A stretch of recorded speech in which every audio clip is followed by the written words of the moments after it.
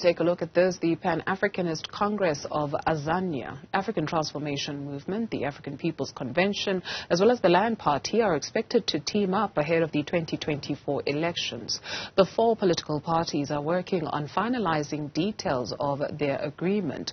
Vuyo Zungula leads the African Transformation Movement, and he joins us more to tell us about this. Do we call it a coalition, Mr. Zungula? Very good afternoon to you. Perhaps you can give us more detail in terms of what brings you together.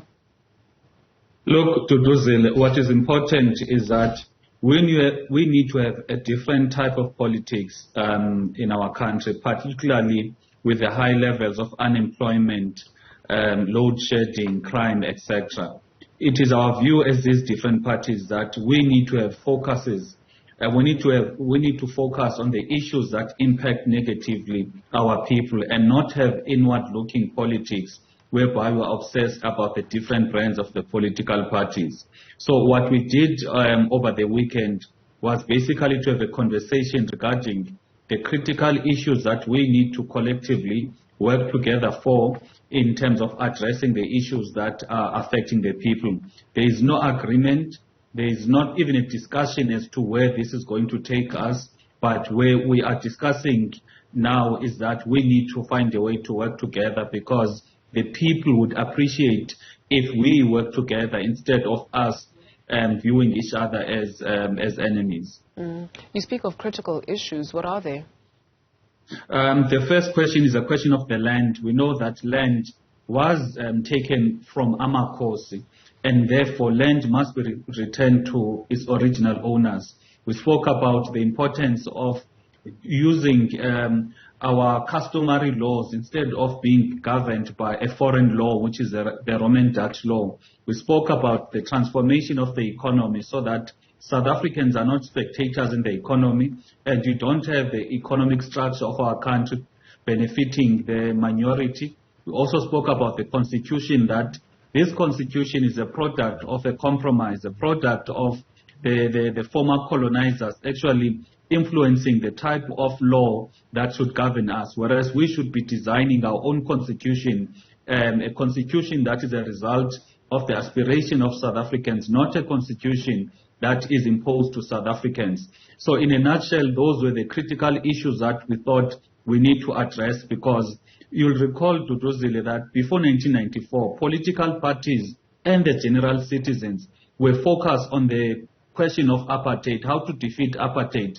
how to live in an equal country whereby all people, regardless of the color of their skin, are able to live happy in our country.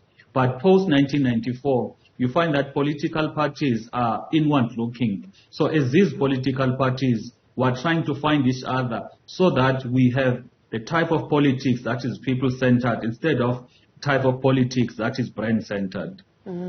How to shy away from that? Because the issues that you are aiming to address, the land, the economy, etc., are nothing new, especially in the South African discourse in terms of redress, for lack of a better expression. And so what has disallowed for this to happen? When you speak of parties that are inward-looking, what is it that this formation or these conversations that are being had, I guess, what is it that will be done differently to sort of give people hope that this is not just rhetoric again to gain a vote?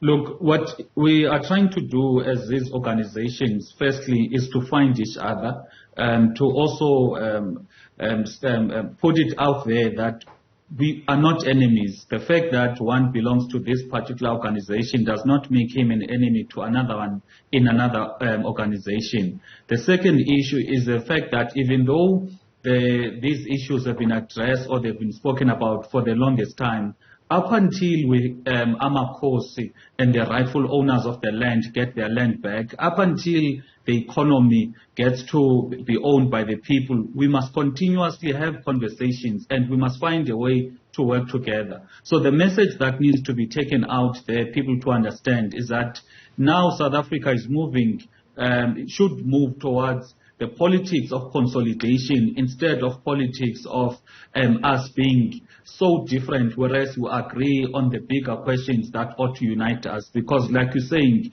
the questions of the land, of the constitution, of the economy, we are agreeing on those questions. So we are trying to find a way to say, let's find a way to work together, because we've got more power, we've got more chances of success when we work together, and we've got lesser chances of ever succeeding if we can't work together.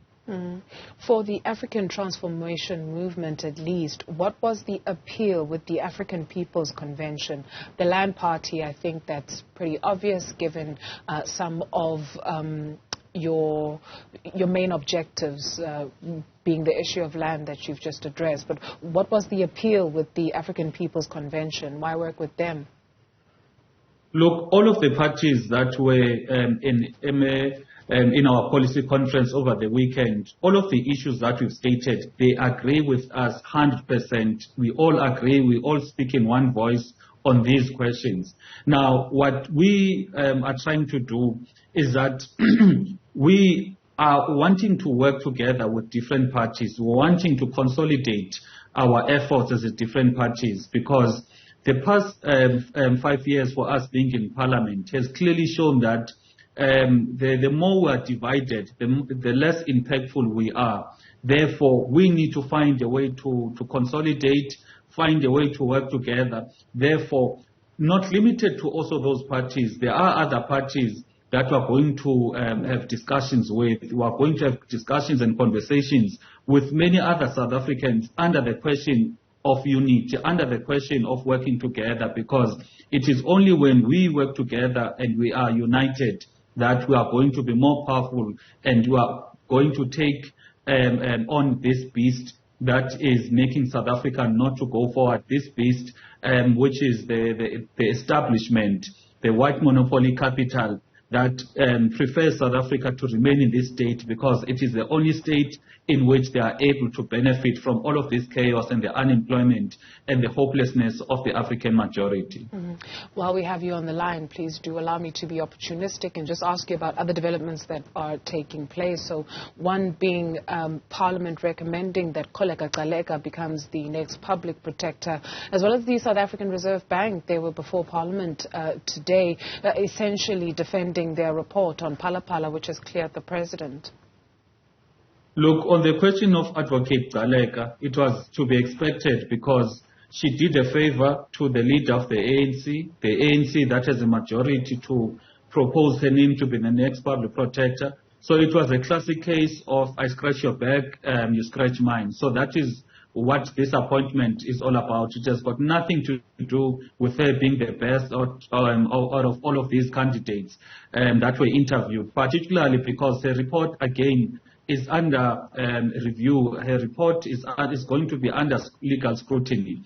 On the question of the Reserve Bank has clearly outlined that, in their view, money laundering is not a problem. When people are now are not going to declare the foreign currency, the Reserve Bank, in their conduct from today and through that release of that report, they are basically saying that it is fine for you not to declare foreign currency. You can come up with a lazy excuse that a transaction is not perfected, because it is very, very silly that SARS on one side speaks nothing about the transaction not being perfected or a transaction not being concluded. But because the Reserve Bank wants to protect Mr. Ramaphosa, they come with a different, with this line of the transaction not being perfected, only because they want to protect Mr. Ramaphosa. So what we have here to do, Zile, I hope people get to see what we're having in our country, is that state institutions are being destroyed so that they get to operate in a manner that protects or suits the ones that have got political power, which is something that is dangerous, because Mr. Ramaphosa will not be president for life. He's going to stop being a president of the country. Now, what will happen? Will the Reserve Bank and the SARS and the Office of the Public Protector also change tune to be in line with the wishes of whoever that is president?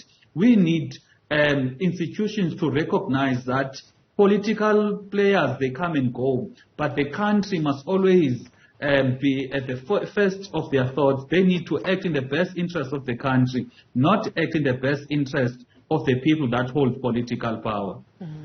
Vuyo Zungula leads the African Transformation Movement. Thank you very much for your time this afternoon.